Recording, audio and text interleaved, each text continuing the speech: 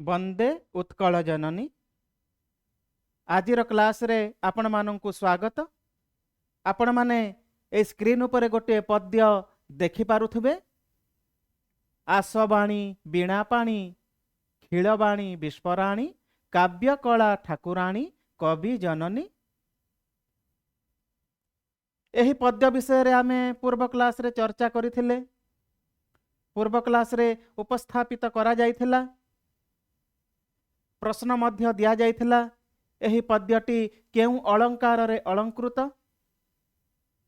बहुत जन छात्र छात्री एहार उत्तर मध्य देइथिले अनुप्रास अलंकार बोली। जानिकी बहुत खुशी लागिला।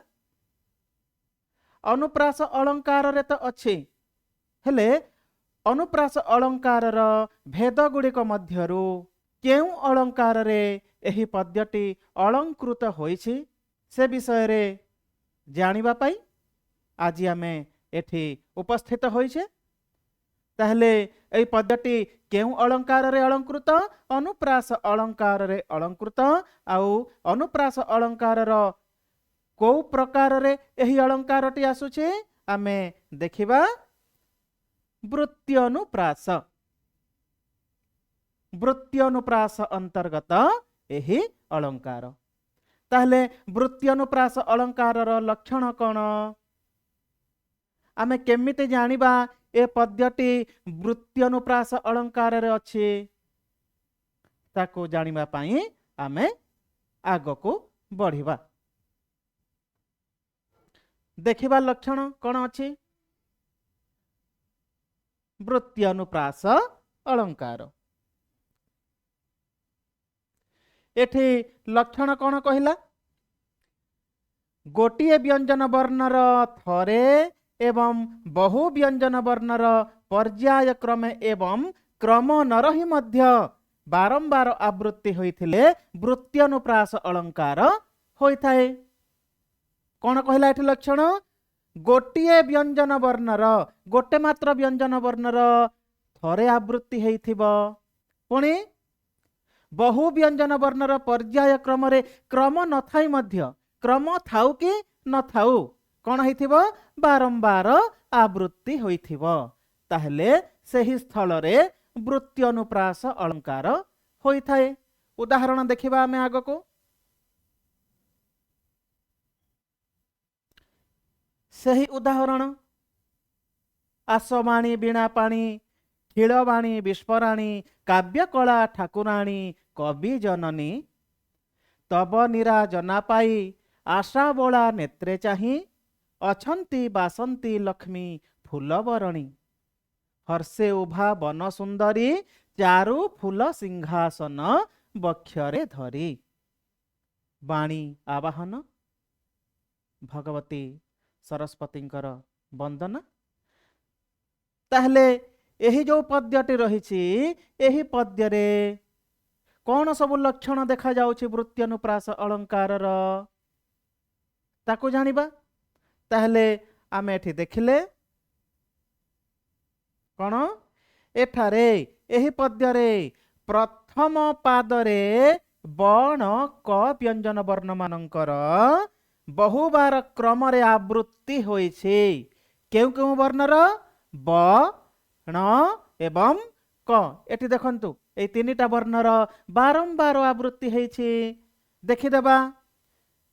बाणी बण बीणा पाणी ब रहिला ण रहिला, खिलवाणी विस्फराणी काव्यकला ठाकुराणी। एही भली प्रथम पादरे कौन हेइछि? ब ण एवं क। ए तीनिटा वर्णर बारंबार बारंबार पुनरावृत्ति हेइकी उच्चारण होइछि। पुणी द्वितीय पादरे कौन हैला? ल व्यंजन वर्ण। को वर्ण? ल। क्रम न थाई आवृत्ति होइछि। जेमिति कि ल वर्ण कौटी अछि देखिबा। द्वितीय पाद कौटा? तब निराजना पाई आशा बोला नेत्रे चाही अछंती बासंती लक्ष्मी फूलबरणी। तारे ल वर्ण लक्ष्मी एवं फूल ए दुईटा शब्द देखंतु आपण माने लक्ष्मी एटी कौनसी क्रम अच्छी कि लक्ष्मी एवं फूल लक्ष्मी रे ल प्रथमे आसिला फूल रे ल परे आसिला एहार निश्चित क्रम एठी नाही ताले निश्चित क्रम रे नथाई मध्य एठी ल वर्ण उच्चारित होइछि पुणी चतुर्थ पादरे स व्यंजन वर्णर थरे मात्र आवृत्ति हेछि चतुर्थ पाद कोटा हर्षे उभा वन सुंदरी तृतीय पाद एवं चतुर्थ पाद चारु फूल सिंहासन बक्षरे धरी एथिरे दंत्य स ए जो वर्णटा थरे मात्र उच्चारित हेछि तेणु ए समग्र पद्यटी को जदि आमे लक्ष्य करिबा ताहले वृत्त्यनुप्रास अलंकारर लक्षण एठी देखा जाउछि ताहले ए पद्यटा को अलंकार रे रहिला अनुप्रास अलंकारर वृत्त्यनुप्रास अलंकार रे एही पद्यटा अलंकृत क्लियर आग को बढ़िबा ओके वेरी गुड ताहले आमे आउ गोटे उदाहरण नै कि आग को बढ़िबा एही पद्यटी उद्धृत होइछि कीचकबध काव्यरु अइला उषा जोषित कुसुमे होई भूषित जानिबा संपूर्ण पद्यटी अइला उषा जोषित कुसुमे होई भूषित भ्रमर अंजनांचित पद्मनयना विहंग स्वन किंकिणी निक्वणिला किणी किणी जीव चित्त नेला किणी कुंद दर्शना अरुण चरण सुंदर प्रभाती तारका मथा मणि भास्वर देखिले पूरा उदाहरणटी आम सम्मुखरे उपस्थित एठारे कौन होइछि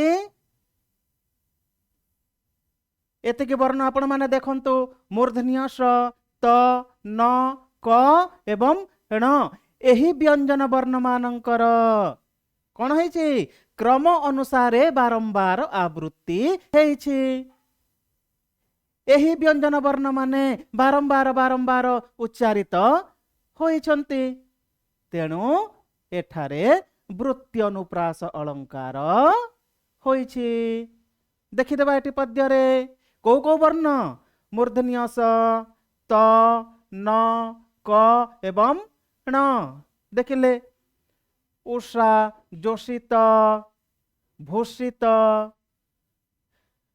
अंजनांचित पद्मनयना किंकिणी निक्वणिला किणी किणी जीवचित्त नेला किणी कुंद दर्शना अरुण चरण इत्यादि स्थल रे कोटे संपूर्ण पद्यटी रे आपण देखंतु एही वर्ण मानकर बारंबार बारंबार आवृत्ति हेइछि एही वर्ण माने बारंबार बारंबार उच्चारित होइछन्ति तेणु एठारे केउ अलंकार होइछि एठारे वृत्ति अनुप्रास अलंकार होइछि क्लियर पुणी आमे आउ गोटे उदाहरण नहीं कि आग को बढ़िबा एटी देखिले तपस्विनी काव्यरु उदाहरणटी उद्धृत होइछि कौन उदाहरणटा मोकुले चाली चरण करिबुमा विचरण व्यपदेशे वितरिण अमर कांति तालभी बनपादप राजी होई दप दप बहिबे अमर दर्प बिहिबे शांति पल्लवे पाटल श्यामल रुचिर रुचि रहिब चिर निर्मल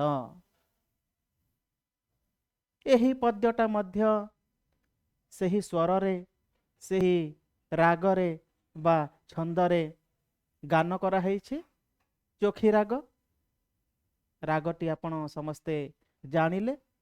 ଯେତେବେଳେ ଆମେ ଛନ୍ଦ ପଢ଼ିବା ସେହି ସମୟରେ ଏହି ରାଗର ଏହି ଛନ୍ଦର ଲକ୍ଷଣ ମଧ୍ୟ ଜାଣିବା। ଆଜି ଆମେ ଅଳଙ୍କାର ପଢ଼ିବା ସନ୍ଦର୍ଭରେ ଏହାକୁ ଆମେ ଉପସ୍ଥାପିତ କରୁଛେ। ପୁଣି ଆମେ ଏହି ଉଦାହରଣଟିକୁ ବିଶ୍ଳେଷଣ କରିବା। ଏଠି ବୃତ୍ତ୍ୟାନୁପ୍ରାସ ଅଳଙ୍କାରର ଲକ୍ଷଣ ଦେଖାଯାଉଛି ନା ନାହିଁ ଆମେ ସମୀକ୍ଷା କରିବା। ତାହେଲେ ଏଠାରେ କ'ଣ କୁହାଯାଇଛି? ଏଠାରେ ପ୍ରଥମ ଓ ଦ୍ୱିତୀୟ ପାଦରେ ଆପଣ ଦେଖନ୍ତୁ, ପ୍ରଥମ ଏବଂ ଦ୍ୱିତୀୟ ପାଦ ଏଇଠୁ ଆରମ୍ଭ এই ପର୍ଯ୍ୟନ୍ତ। ପ୍ରଥମ ଏବଂ ଦ୍ୱିତୀୟ ପାଦ କ'ଣ କହିଲା?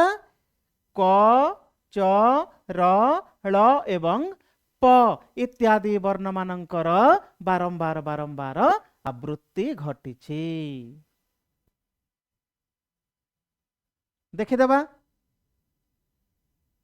କୂଳେ, ଚାଳି, ଚରଣ, କରିବୁ, ବିଚରଣ, ବ୍ୟପଦେଶେ, ବିତରିଣ, ଅମର, କାନ୍ତି, ପାଦପ,